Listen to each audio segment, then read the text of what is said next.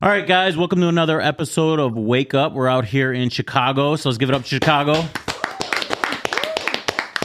Today's topic we're going to be speaking about is women in business. And let's say you had 24 hours to, let's say, even 3 months to start a business and how to make money. I would say if I was given a female advice, I've been doing a lot of business myself. That's what I do. I'm an entrepreneur. I would start a daycare company. I think it's the easiest thing to do.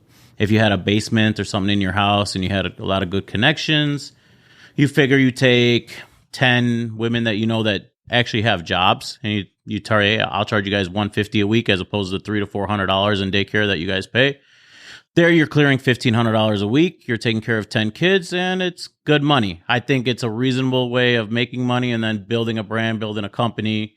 Daycare seems to be a very easy thing, I think, to start. A lot of women, though, I do see they start their own nail company, lashes, and Forsay. So I feel like after COVID, everybody's trying to do like the entrepreneurship, like hustling. Everyone's finding some type of side hustle now, especially women. Yeah, no, and I fully agree with you. I mean, if you go in a little more detail of that, what do you mean? Like you said, like the nails, the lashes, I'm an entrepreneur myself. I opened up a nightclub when I was 26. I used to work in the nightlife, so I kind of took what I knew and I capitalized off of it and started doing my own thing. I have my own brand. I have a modeling agency. I got a clothing store. And I feel like a lot of these things did stem during COVID. So it's kind of funny. And ever since then, it's just been ongoing and growing and stuff like that. So what about you, Samir? What do you think for a female? You gave a female advice. I think COVID, you just hit the nail on the head about COVID, because I feel like what COVID showed us was that the dependency of, let's say you worked in nightlife, for example, all of a sudden nightlife is just shut off completely. Like now if that's my main source of income, I now have nothing. Right. So the number one thing you always want to teach someone is to be diversified to some certain extent. So if all of a sudden my one source of income is cut, it created this wake up call for people saying, oh shoot, I have to really start marketing myself and doing more things. So I think attention is the number one source of income now. And I think the way you can leverage attention into the different products. I mean, they're really if you look at OnlyFans, if you look at the founder of OnlyFans, I think he made $439 million. But he made that because of everyone that leverages his platform and uses it. So I see any woman that can create their own brand for themselves, sort of like what you're doing, build attention for themselves at a certain capacity and start scaling that is probably one of the best ways to do it. So if I'm not a woman. If I was a woman, I would probably start by building my own brand. You would have OnlyFans, is what you're saying. So you more say more to build a following then, right? You don't mean to do an OnlyFans. You won't say to OnlyFans, I think, is one area of leverage where you can we've seen some women that have made upwards of $20 million a year. They make more. That's insane. To give you guys perspective, do any of my girls do OnlyFans? Do any of you guys do OnlyFans? You do? Well, how's that going for you? Did you start during COVID? No, I started about maybe 3 years ago when I first started, but mine was mainly just for the same as you said before, the getting the attention or getting the following.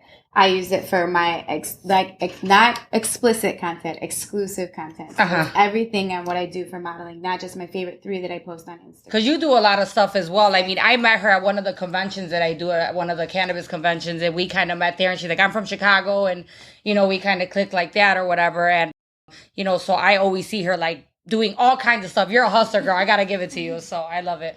But I mean, don't you feel like OnlyFans a little your kids see it maybe 10, 20 years down the road or somebody sees it? Where does that line draw morality a little bit? Or see, that's exactly why I have exclusive content, not explicit content. I have a 10-year-old daughter. Okay. So if she would see it. Yeah, exactly. And for me, I don't even do anything like that. All my stuff is very tasteful art or almost nudist, but it wouldn't be anything you can physically see. It's nothing explicit that would harm my reputation. That's pretty cool, though. And you make money off of that. That's smart. Yeah. To me, it's art. Modeling has always been an art form for me, just like dancing and everything else that I do, which is exactly why I capitalize off of everything I do. I've always worked at least 5 jobs. I'm a true Jamaican in that sense. Okay. That's to you, babe. She's the beauty and the beast. Yeah, I can't stay in one spot too long. I go crazy. Yeah. So I always have to keep working. But that's exactly why I do have very big morals when it comes to something like that. I don't like being exclusive. So help me get that following, to help me find more work in modeling. I mean, men, when we think OnlyFans, we think you're kind of like a bust down. You know what I'm saying? Okay, well, I can pay her to do whatever I want. Yeah. We assume it with it. We don't know that side of okay, it's art, it's this. And just that. like being a stripper, same thing. Guys are bartender, nightlife women. I think women in nightlife in general, I feel like guys are always gonna look at it like, oh, money could buy that, and I just feel like because they see you, like, you know, dressed half naked and stuff like that, it's kind of like a target on your back where people, you know, they stereotype you into this, you know, category. Yeah. The way that I look at it is, if I look at someone like Kim Kardashian, for example, obviously she had this infamous situation that happened with Ray J, and, you know, that was sort of some sort of claim to fame for her. So for me, I actually take a little bit of an unorthodox approach. And if that's how you're starting out, you know, I don't judge anyone's starting factor or what they need to do. I think it's more of like the longevity of it. Like if I'm going to put myself in that situation, what are you going to do with it? Yeah. And look, if I plan to have kids and someday that, you know, my kids are going to see this, am I doing it for a long time, or am I doing it enough in a situation where I can create meaningful wealth and potentially generational wealth for my family, which is why I'm okay with the potential near-term sacrifice. Unless you're doing it for like 10 or 15 years and it's like everything everywhere. But it's a balance. There's a line. Yeah. There's a fine line. And what about you, Elena? What do you think?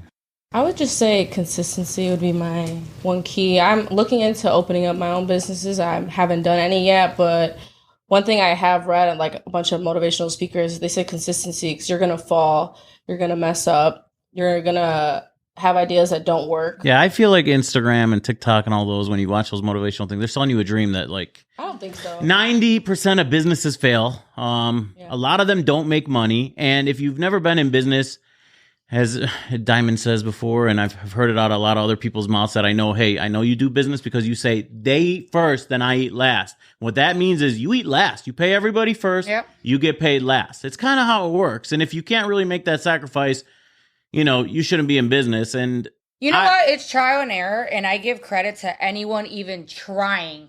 You know, but like you said, it's consistency. But the platforms now are selling a dream that's unreachable. You're not going to make $20 to $50 million in 2 years doing nails and lashes. I mean, you're not going to open up a huge nail brand. You're not going to. That stuff is just like definitely fake marketing. There's a lot of fake marketing going on. There's a lot of fake dreams getting sold. There's, you know, it's hard to hit $1 million. Easy. They make it look easy. They do. That's the thing. You see the cars, you see the houses, you see the stuff, and you're like, oh, I could start my own thing too. Or this lady makes $50 million doing OnlyFans. Go ahead, start OnlyFans. You'll get maybe like 3 people in the beginning. Like, it's kind of like, I feel like that's how it is. It always is. And then it's a big time consistency. You know, you got to do it long term to gain a following. And they're saying now a following might be worth more than money in the next 10 years, you know? Yeah, I mean, at some point you also have to be realistic with the expectations. Aside from social media, like the comment there about the nail salon, like getting to this idea of 50 million, if you just look at like economies of scale, like there's no way one nail salon will ever get you even close to 5 or 10 million, right? Like at some point you have to look and be like, okay, the reason someone made 20 million on OnlyFans is because maybe they had an audience of 1 to 2 million. The same logic goes with nail salons. Like someone might start that, they might fail 6 months later, or another COVID happens and now they got to go get a loan and, oh shit, I don't have the cash. I don't have this. What am I going to do now? But economies of scale says if I have 50 nail salons or 100 nail salons or 200 nail salons, maybe then I can start making 10 million.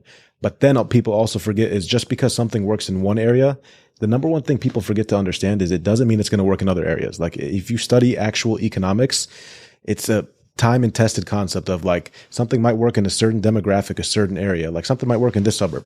And it might not work in Los Angeles all of a sudden. So people forget that. But that's why creating your own personal brand as a woman today, I think attention is the number one source of income still. I'm not being political of which place the attention goes, but if you can meaningfully create attention for yourself, it's cheap. There could be potential to start exploring and testing. Branding yourself is free. Yeah. I really capitalize off my name and being woman owned, Latina owned. I represent everything that I do in that sense. And it works for me like a fucking charm. Yeah. You know, I made it work for me, and it's literally like that, plus the personality, plus the hustle, and it comes together and you create a fucking monster.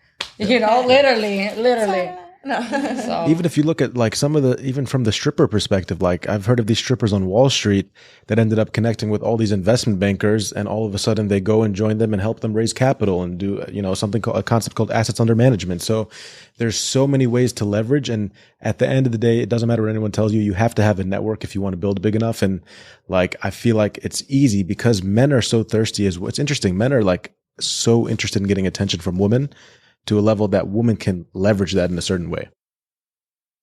Yeah, I think to a point, but I mean, also sometimes I would generally say if I, you know.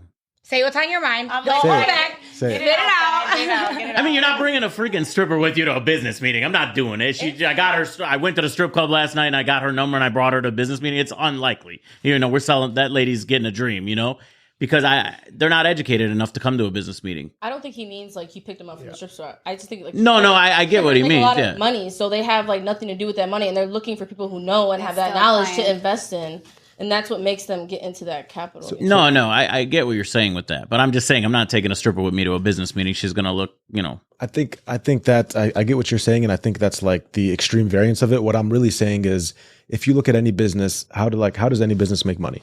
Any business? Investors. No, not investors. Sponsors. I'm asking. I don't know. No, I mean Customers, yeah, you customers. need to have customers, and how do you get customers? It's either marketing, sales, or you have to raise, and like or labor. Yeah, you're in the labor or market. you got to, but you got like contract. yeah, if you look at traditional, even the finance world, if you look at all these hedge funds, all these investments, the way they get money is they have to raise assets. In a way, what does a stripper do at a strip club for that strip club? Like they're raising assets because they're creating that attention at scale. So I'm saying if you can identify in situations, if I know, hey, I'm a really good stripper, meaning I know how to get attention, I know how to have all the guys want to talk to me that night. Yeah. Those skills are transferable. I'm not going, I get what you're saying. No, I agree. They have the theory of 100,000. If I gave everybody in this room 100,000, most of you guys would be broke in a year. And I can guarantee you'd all be broke. Who's most of you guys? Said most of you guys. It's a general. Well, that's rude. It's a general question. It's my general view. They have that in a book. It's the rule of 100,000. If I give each you guys 100,000, a lot of you guys have never seen that kind of money. Some of you guys go buy cars, you pay off bills, you go buy a house. There goes that 100,000. You're broke, you know.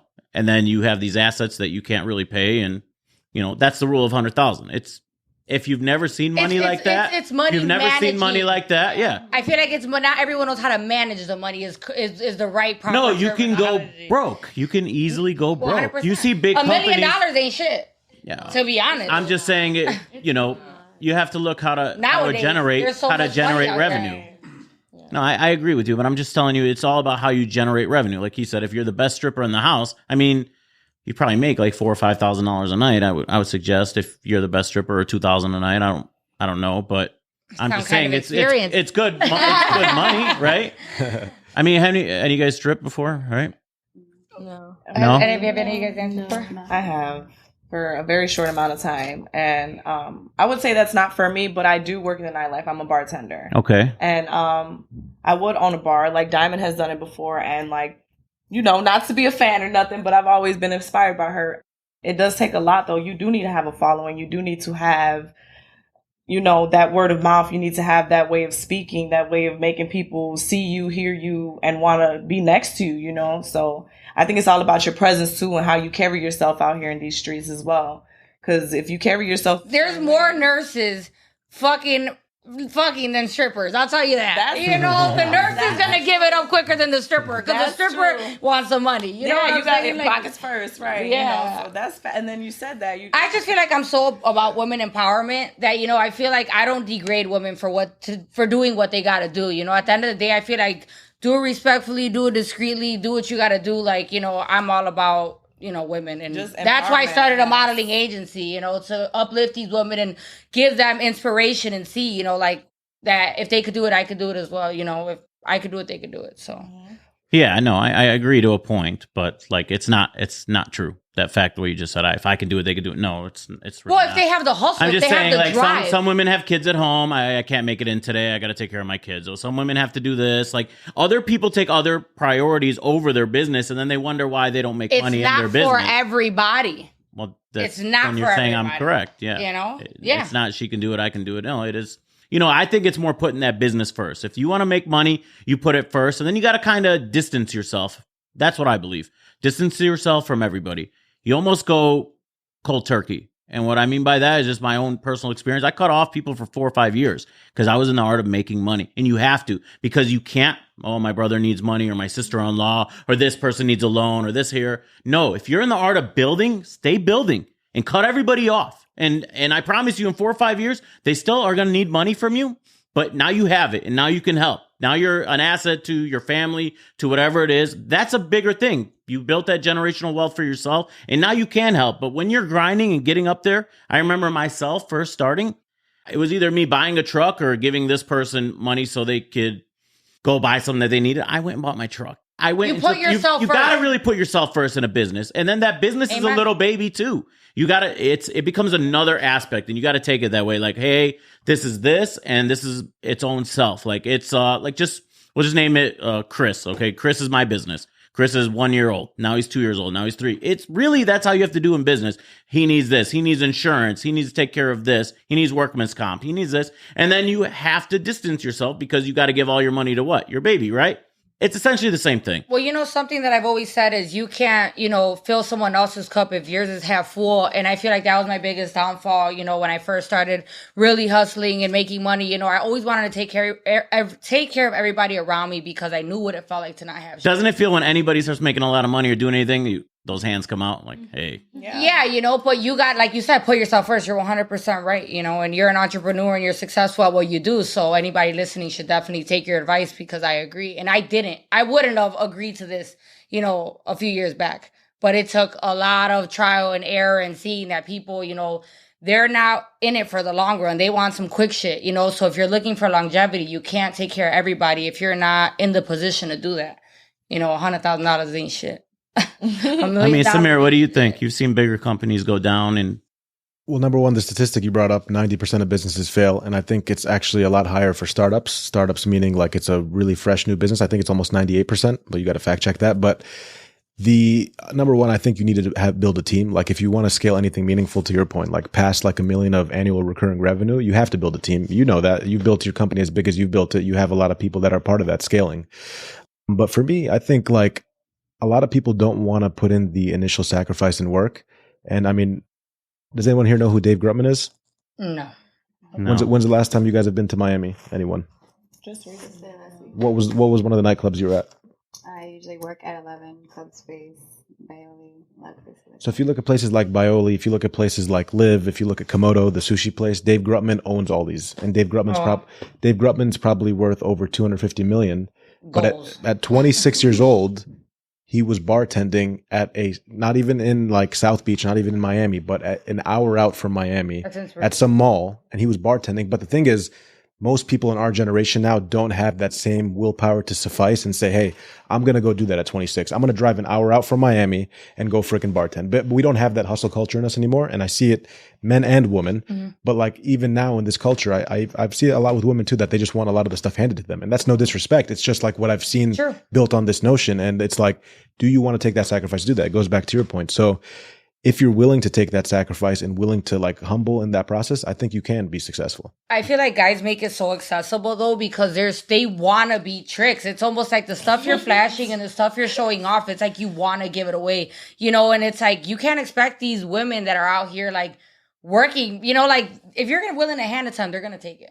And to a point. Some guys, yes. Some guys, no. No, but I feel like some of these guys, that's what they're showing off. They can do right. They're flexing, right? So they got it. They flex you to get with you like that. But that's he's not going to technically help you in business if he's showing off all his stuff. He might have nothing. A lot of people wear their money, right? And you say like, what's going on with that? But I appreciate you guys here being on this episode of Wake Up. We're going to be wrapping up. Thank you guys so much, and tune in next time. Thank you. Thank you.